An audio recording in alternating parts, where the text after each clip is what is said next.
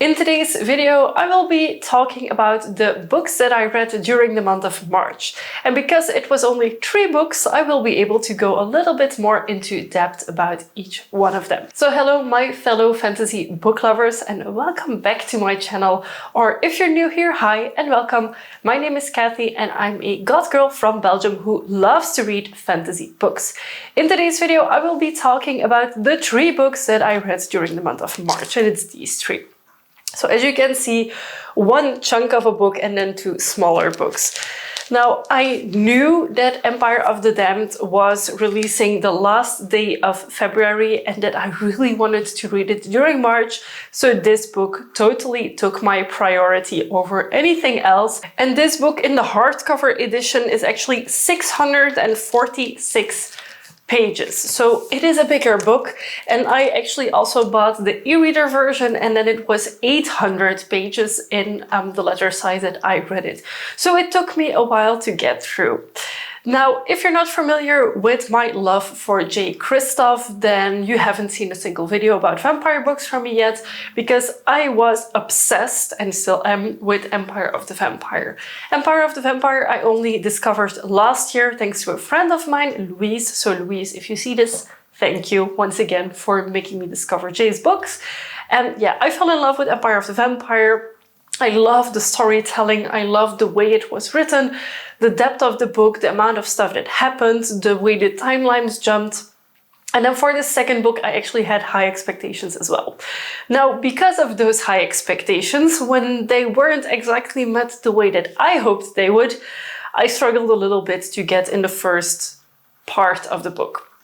Don't get me wrong, it is still written amazingly, and if I weren't hyping this book and being like, oh my god, it's gonna be the best book of the year, then I wouldn't have been as disappointed or like let down for me, because that's of course a personal opinion. So I did struggle with a few things in the book, such as the first part of the book, I really struggled getting into it. It was a little bit of darkness without something bright at the end to keep looking forward to, and that is something that I need in a book. But then halfway it picked up again, and then we actually went somewhere and we actually have something to look forward to. And then those last 2 chapters, why isn't book 3 out now? Because I want it and I need it and I want to know how this ends, because book 3 is going to be the final book in this series. I'm so excited, I'm so stoked to know what happens, how it ends, and it is so well done, so well written. Even if I personally didn't enjoy some parts of this book, that's okay. I got through it. I know for the last few chapters I actually wanted to keep reading, and I struggled to keep my eyes open at night. So yeah, I really got through this book. Not as fast as maybe I thought I would, but considering the size of the book, I still finished it during the month of March, and I'm really happy for that.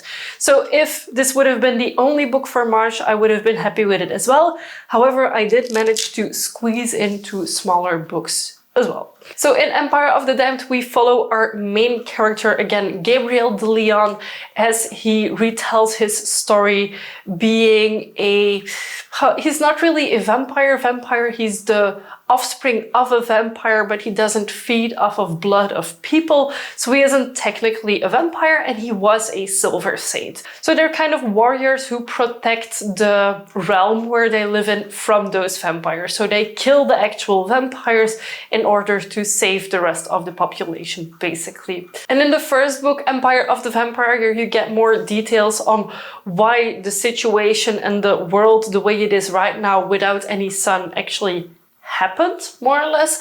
And in the second book, we are still continuing to look for a solution, kind of, but not really. And if you're into epic fantasy with vampires, lots of battles, lots of gory things going on, like this reminds me, if Lord of the Rings would have been a vampire-based book, but then differently, then I think you would really enjoy it. So of course I gave Empire of the Damned a full 5 stars because, oh my god, amazing, and I cannot wait for the next book to come out. And the first one of those small books is another vampire-themed story, but totally different from Empire of the Damned, and it is Filthy Rich Vampire. The title describes the book, honestly. We have this very filthy rich, so he's a very, very rich vampire who is awakened because a social season has arrived in his vampire community, and it means that he needs to find a bride to marry, and it's like social events and mingling between vampires and then the women that they have to marry, which are witches. And of course, there is a human. She is actually playing the cello at this first event, and he sees her and he falls for her immediately. So in this book, we follow the two POVs from both Julian, the filthy rich vampire, and Thea, the human girl who plays the cello. She has a lot of backstory that we get to know very fast. She's very poor. Her mother is the only living relative she still has, but she has cancer and is doing cancer treatments and stuff. So it's like, we know that this girl doesn't really have anything connecting her to the world that she's living in, or the life that she's living. And then Julian, like, is able to swoop her up and into his world. Now, I do like that Thea has her own personality, that she's not just like, ooh and ah and oh my god, vampire. The first few chapters I really loved. Near the end of the book, it kind of lagged for me. And this book ends on a downer, which I get and I don't like.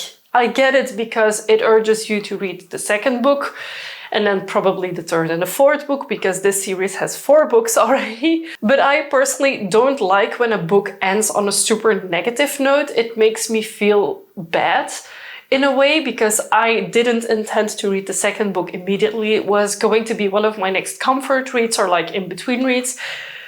Yeah, I'm not sure yet what I will do with this. I have the second book, so I will read it at some point. And if you enjoyed My Roommate is a Vampire, this falls kind of within the same realm of vampire romance books, I personally feel. Although My Roommate is a Vampire was a little bit lighter than this one, because this one actually goes into like vampire society and some things that they do as well. So it has a little bit of smut. I'm not going to go into details why it doesn't have a lot of smut yet.